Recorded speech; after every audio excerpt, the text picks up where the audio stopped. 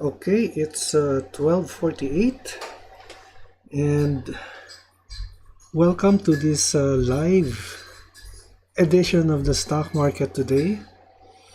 My name is Benji Chodoro. Ako po ay isang bank officer na nagsimula mag-invest sa Philippine stock market noong 2007. At kung first time niyo po dito ay iniimbitahan ko po kayo na mag-subscribe sa aking channel. Live po tayo. Today, kung meron po kayong mga tanong tungkol sa stock market, kung kayo lang po ay baguhan, intermediate or advanced,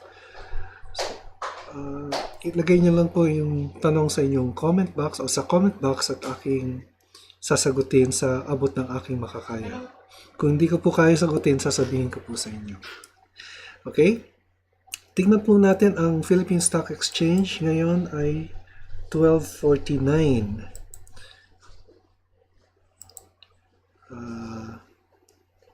I'll just put it up. Yan. By the way, I am not a financial advisor and nothing in this channel that I would say would constitute financial advice. So ito po ang PSE natin, 12:49 ng hapon. And it ended, or hindi pa po nag-end. Nag-open po siya lower, kaya po pula po ito, 73.30.44. But it is now higher. Uy, kita nyo yun? Nag-jump siya. Nag-jump siya from, dati ano lang siya, no? Maliit na body, pero nag-jump yung index, ano? So may bumili siguro malaki. No? So yan po ang nangyayari pagka halos magko-closing na po ang exchange. It will close at 1 o'clock in the afternoon, but pre-closing na po ito. And wala na pong trades na ginagawa dito except yung mga natitira na lang, ano? Yung mga closing prices ng market. Okay? So if you'll notice, yung ating index ended or opened lower, and yung pula po dito sa kanan, ang ibig sabihin niyan, yung 46.54. Kung nakikita niyo po yun, 46.54 in the red. Ang comparison po niyan is the previous day's closing price. Yung last Friday, the index closed at 7418.79 or 46.54 points. It is now 46.54 points lower than last Friday's. Yun pong ibig sabihin kaya red po ito. However, yung green po dito, ang ibig pong sabihin nito is that the price or the index as of now is at 73.72, and this is higher than the opening price of 73.30. No, it's 46.54 points. No, it's hindi na ako marunong mag-compute, no? But it's considerably higher than the opening price, kaya po green candlestick to. So yung comparison po dito sa kanan, yung 46.54 is last Friday's closing price. Kaya pula siya. O nasa taas yung closing price, nandito po. Yung dragonfly doji, itong characteristic of this candlestick. Yan. In the meantime, as the PSE closes, let us go to the news, ano? Unang-una po, I'd like to share with you this, no? This is from the business world. Shares to remain volatile on Russian-Ukraine rift. Kaya po nangyayari sa PSE ay ganito. Halimbawa ito, no? Nagkaroon siya ng green dito, tapos red, pero patuloy na bumabagsak yung candlestick. Although this is a green one, but it is much lower than the previous day's close. It's because of what's happening in Russia, no? So natatakot po yung market pagka merong tension or merong threat of war, no, sa Middle East or anywhere in the world. This time it's Russia. Sabi dito, stocks could move sideways this week due to the ongoing conflict between Russia and Ukraine and its impact on oil prices. So mapapansin po ninyo yung oil price, halos record high na po ito. Ito po. Okay, welcome po, Regalado Ortega. Magkano po Globe? Salamat po. Okay, anong ibig sabihin sa magkano po Globe? Tingnan natin si Globe. GLO. Right now, Globe is doing at 2,700. So that's 2,700 per share. Okay, so baka gusto niyang ipa-review yung Globe, no? Tingnan natin si Globe. So balik tayo sa PSE. PSE index. Yan po, no? So kaya po nangyayari dyan ay sideways po or bumababa po yung presyo niya or bumababa po yung index because of these tensions.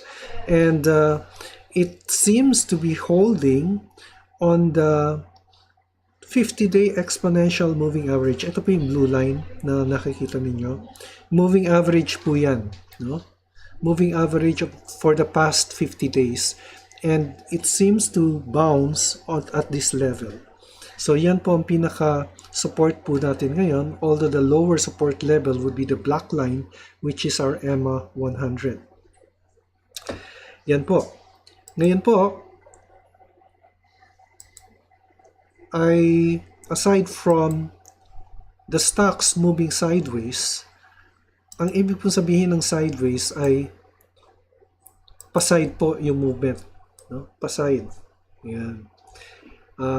Sometimes the stocks goes up, sometimes it goes down.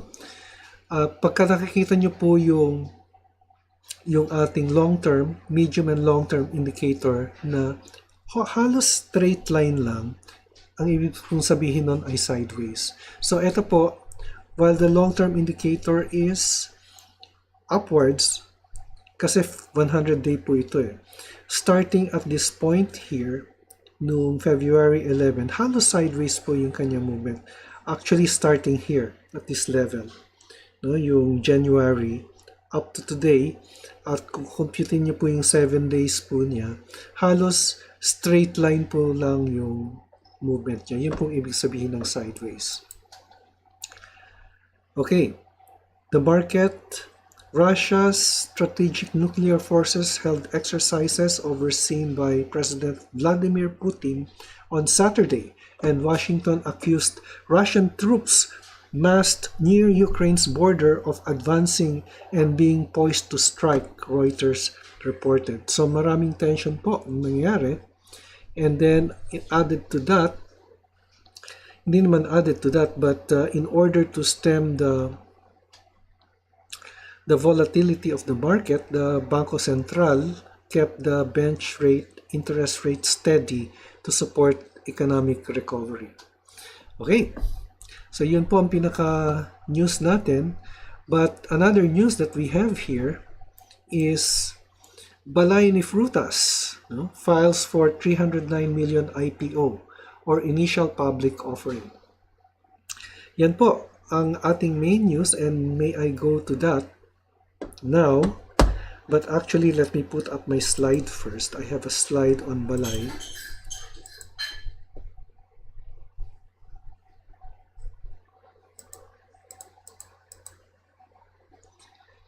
Yan. Okay. So this is the summary, no? But the news report, ito po yung news report niya. Balai ni Frutas, which operates a chain of bakeries and juice shops, is planning a 309.38 million IPO next month to fund its expansion plans and for potential acquisitions. According to the Securities and Exchange Commission, the subsidiary of Frutas Holdings filed its registration statement on February 17. Balai will be offering as much as 325 million primary common shares Meanwhile, its parent firm, Frutas Holdings, will be selling 50 million secondary common shares along with an over-allotment option of up to 37.5 million common shares. Welcome po, Teofilo Nieto. Good noon, sir. Ali, please. Okay. Ali. Yan.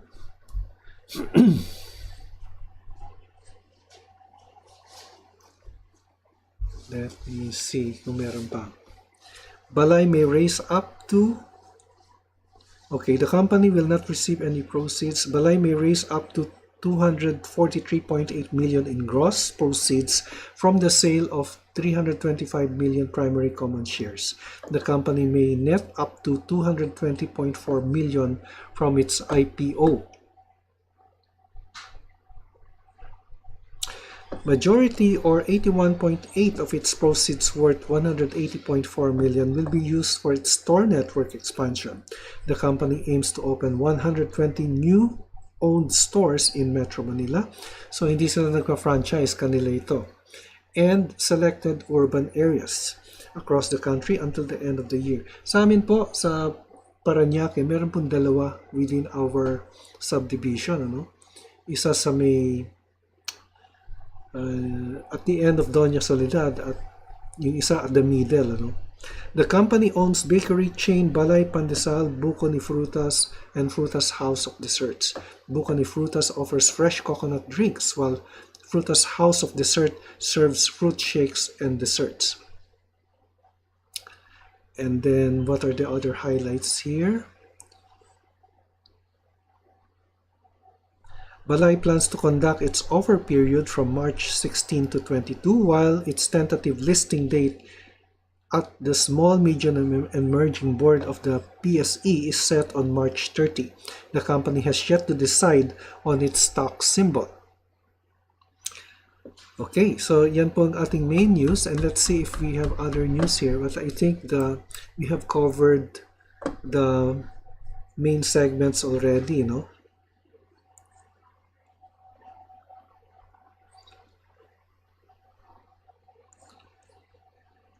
Okay, PLDT inches down. And then let's see.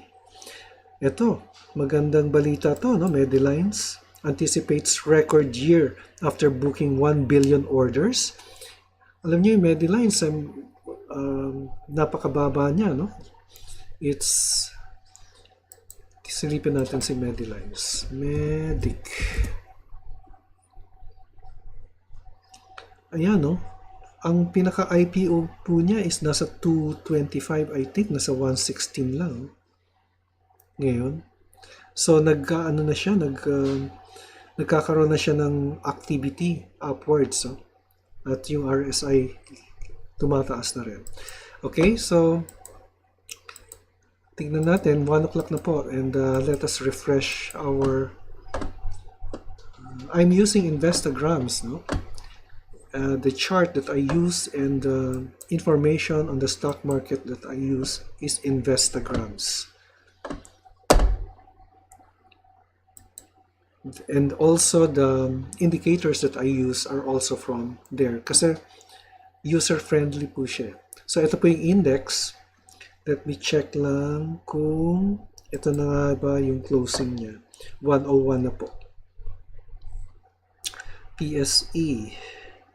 73.72.25.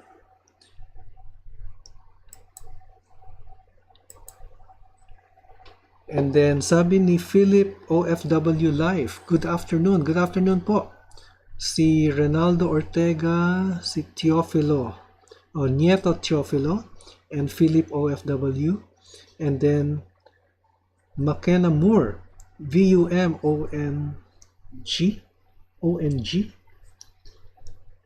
Ali, Chio, Ali, and VUM. I don't understand kung ano yung VUM.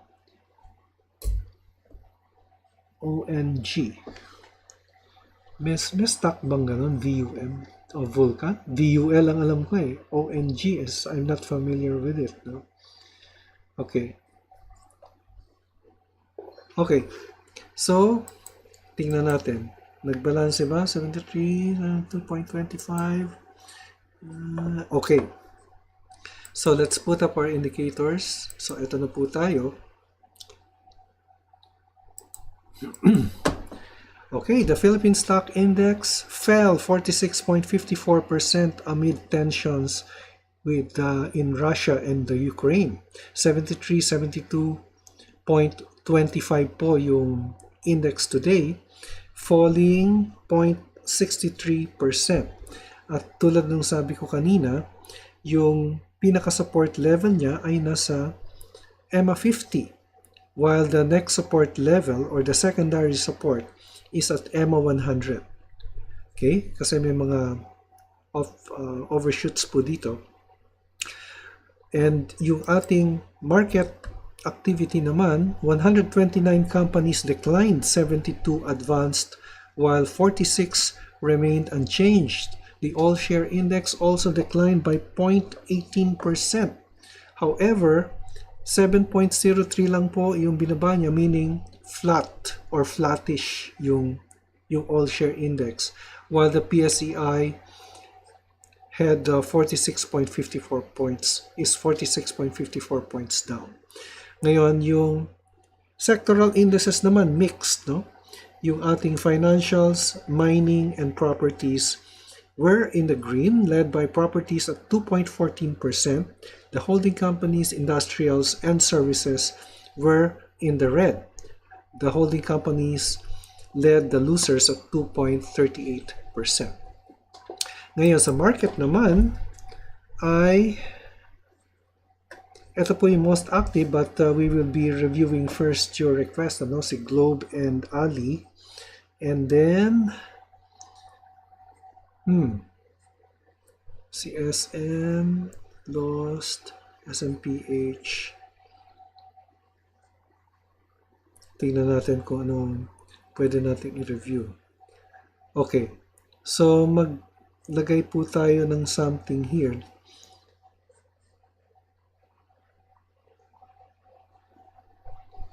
So, reviewin po natin yung most active, si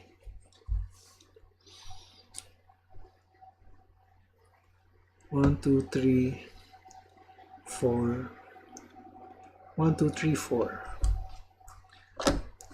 Yung first three siguro, no? So, tingnan natin si SN, SPNEC, then SMPH. Pagkatapos, include po natin si nickel. Yan. Medyo malaki yung, or dito na lang. Okay, instead of SM, PH, okay, si dito na lang. Tingnan natin si dito. And may request pa ba kayo? Natin. Wala na. Okay, so let's review first GLOW. GLO. Si GLOW naman ay nasa 2,700, ano? I-refresh lang natin. Sorry po. Ay, na-refresh ko. Sorry. Medyo mabagal. Uy, si Ana Rome o Rome. Ana Rome, MWC.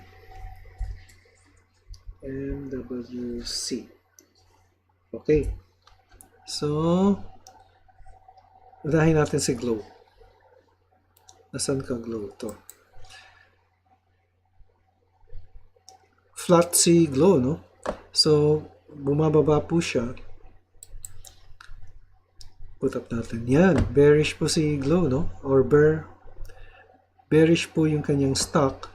At ang kanyang support nandito po sa area to. Support level po yung 2,700. Okay? Pero kung titingnan po natin, yung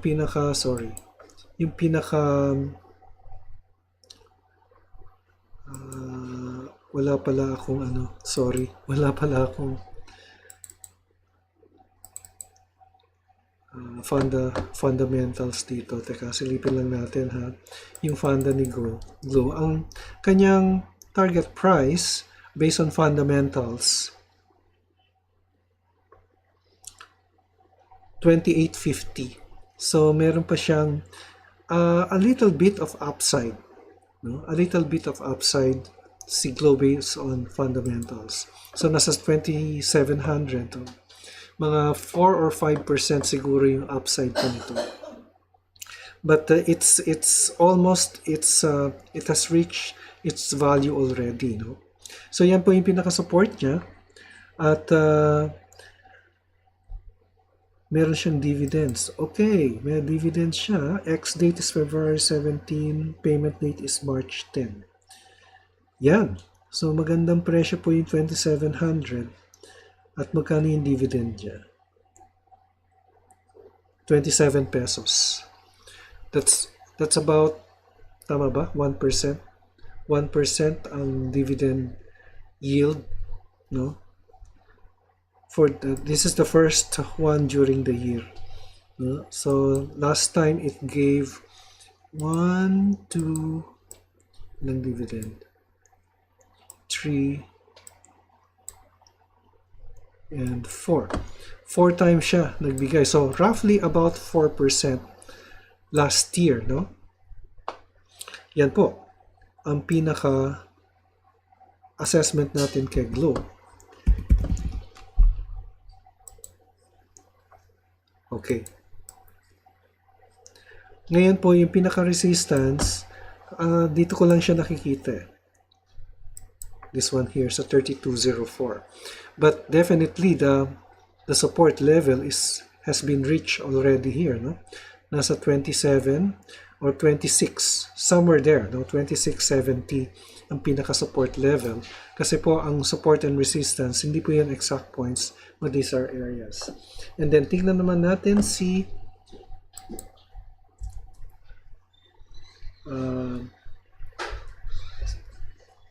skip muna natin si SM and SPNEC. Tignan natin si dito. Sorry. Ali. Sorry. Si Ali. Oops. Sadali lang po.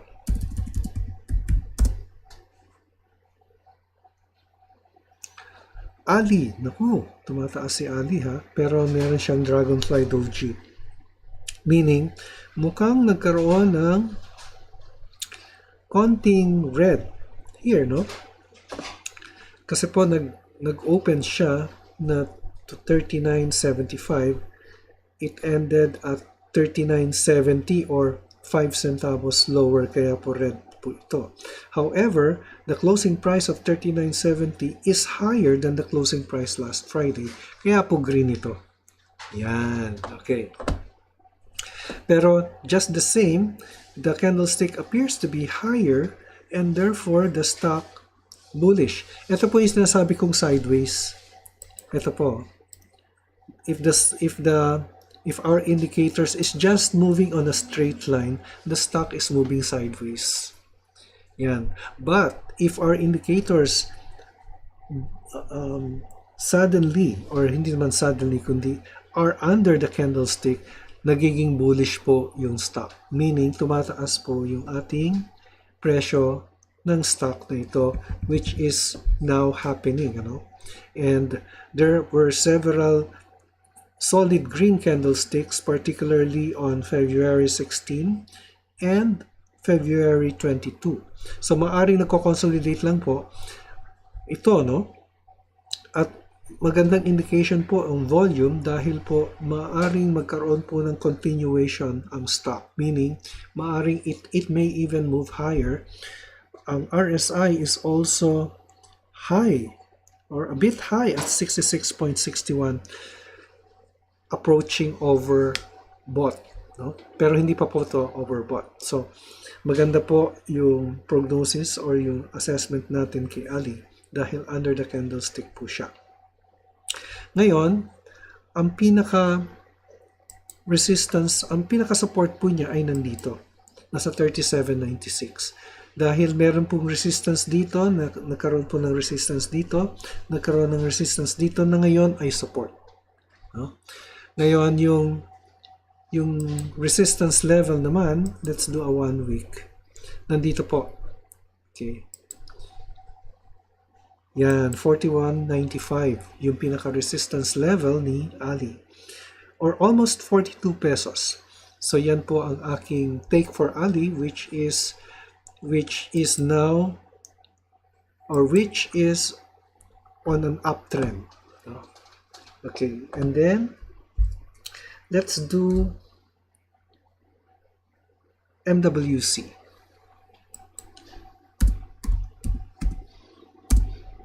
MWC, okay, request ni Ana. Uy, bearish siya, no? MWC. Pero I think natapos na yung concession agreement nito, no? So, here, ay bigla siyang nag-dip dito. Ano ito? Because of the water shortage. Hindi naman siya pwede magtaas ng price, no? Because of that contract with the government. But, let's see if it has news. Yun lang nalalaman ko, Material transactions. Let's take a look at that. What's happening? Sorry, mabagal lang po. We wish to disclose that the MWSS and Manila Water have signed a fourth amendment to the revised concession agreement dated March 31. So, implementation siguro ito, March 31, to further extend up to March 18 the period for the start of the active. Okay. This is to give more time and remaining conditions precedent to the effectivity of the RCA. Okay, so na-delay pala yung implementation date dahil may mga requirements pa pala na dapat nilang gawin, no? The parties previously executed an amendment dated September 30 and a third amendment dated December 17, which extended the period for the effectivity. So, ilang beses na pala nakapag-extend dito.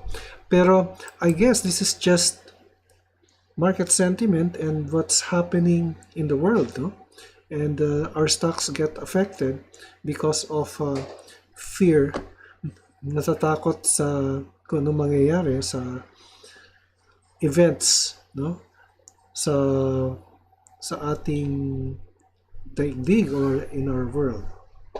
Okay? And then, ano ito? Manila Water preparing measures as Angat Dam level dips. Naku, kailangan magtipid sa tubig. Manila Water Services. Hindi niyo pala nakikita ito. Let me put that up muna, ha. Capture. Nasaan ba yung capture? Sorry. Ay, sorry po. Wait.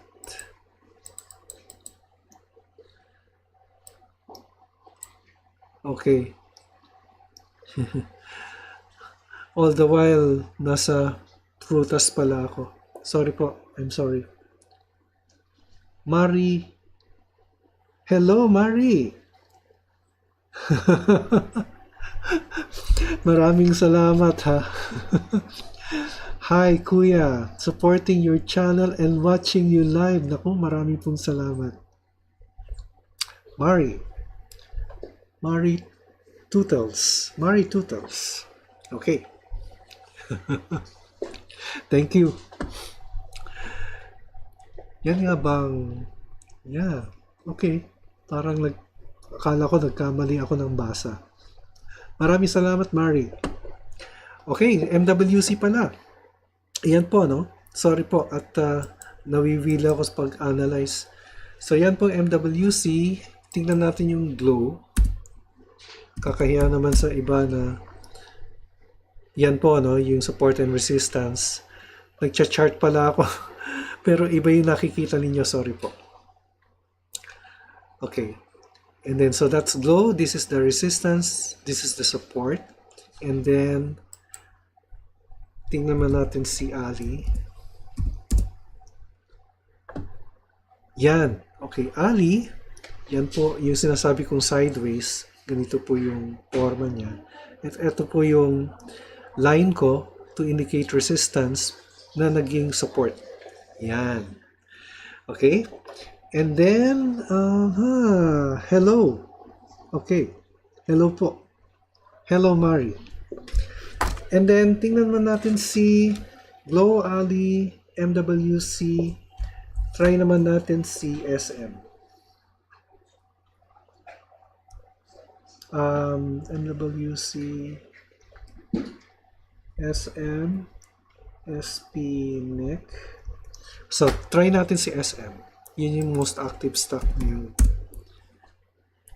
Okay, SM. Naku, SM. Tingnan mo to. Nakikita niyo po ito. Okay, it's somewhat bearish kasi nasa taas po yung ating mga indicators natin eh. But this time, SM fell. Here, oh. Bakit kaya? SM Investments list 15 billion fixed rate bonds. Pero na-price in na po yan eh. Pero why? Is it because of market sentiment? Probably. Kasi, yan po. Yung kanyang candlestick ay napaka-baba. No? What do you think?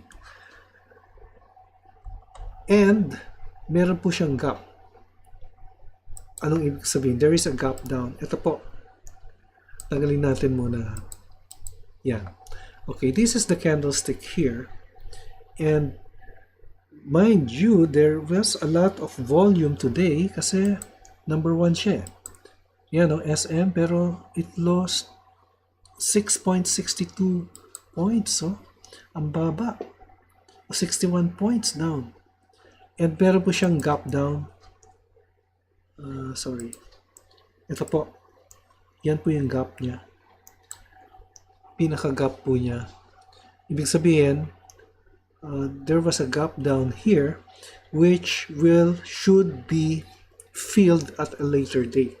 So, maaring magkaroon yan ng bounce. Ano? At tingnan nyo po yung relative strength index natin. Almost oversold. Nasa 31, 39, or 31.40. Yan.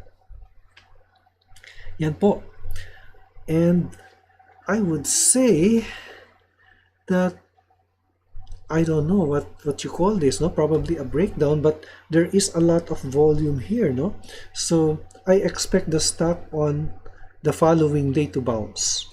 Well, that's my educated guess because of that volume here. So, meron siyang aberration. Ano itong press release? Tingnan nga natin yung press release niya. Hindi ko makita yung press release.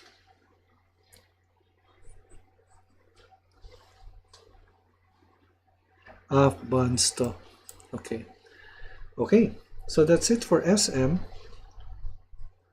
And this is quite unusual. Let's take a look at the 1 week chart. Okay. So it's just approaching what you call this support level. Support level siya. Kasi the first support was breached here. Yan.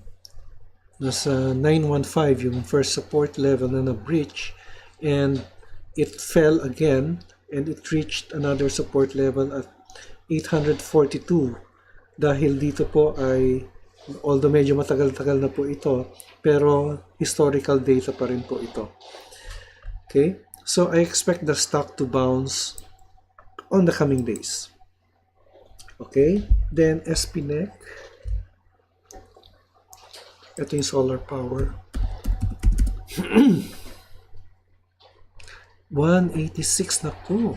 Mukhang it's turning bearish. Again, this is probably market sentiment. Nakikita nyo po yung line na ito.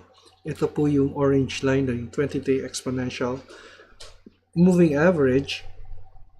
And it's just above the candlestick, which indicate a bullish trend. Pero what happened here is that right now, yung closing price niya is lower than the moving average, meaning it's about to turn bearish. No? It's about to have a bear price. Nasa 47.51 yung kanyang RSI. So yung kanyang pinaka resistance nandito po, but the support level is, I guess it would be 165 dito po. Yan po si SPNEC. And probably this is just market sentiment of what's happening in the world. Yan. So what do we have now? Low Ali, MWC, SM, SPNEC, and then na-review na natin yung iba. Tingnan natin si dito. 1, 2, 3, 4, 5, 6. This will be our last stock. Dito. Wow! Sabi ko na nga ba nag-bounce ito. Yan, no? You see that solid green candlestick here? And the increase is 13.97%. And this is the highest or the largest increase. Yan, nag-bounce siya. Pinaka-support niya po nandito eh. And what's good about dito is that meron siyang volume. Oh. There is a breakout actually. This is a breakout. And the price of 661 is the highest since November 12, 2021. So, ang mangyayari po kasi sa breakout is usually magkakaroon po ng continuation. But normally, magkakaroon po na ng pullback or consolidation. The candlestick would be moving sideways before it finally moves up. Ganun po yung breakouts. Kasi po, yung breakout po is characterized by a surge in the price of the stock plus there is volume. Ito po yung volume. Yung shadow po dito is the average volume. But if the histogram is way above the average, then there is a surge in volume. RSI is also bullish at 65. Okay. So, maraming pong salamat. Ito po ang ating report. Yan po ang ating report sa stock market. The 21st of February 2022. And maraming po salamat sa inyong pagsubaybay, no? Maraming po salamat sa mga nag-tune in. Ito pong si Regalado Ortega, then si Nieto Teofilo Jr., then si Philip OFW Life, then McKenna Moore. I'm not familiar with McKenna Moore, no? But welcome po, Ana Rome or Ana Rome. Then Mari, welcome. Okay, maraming po salamat sa inyo.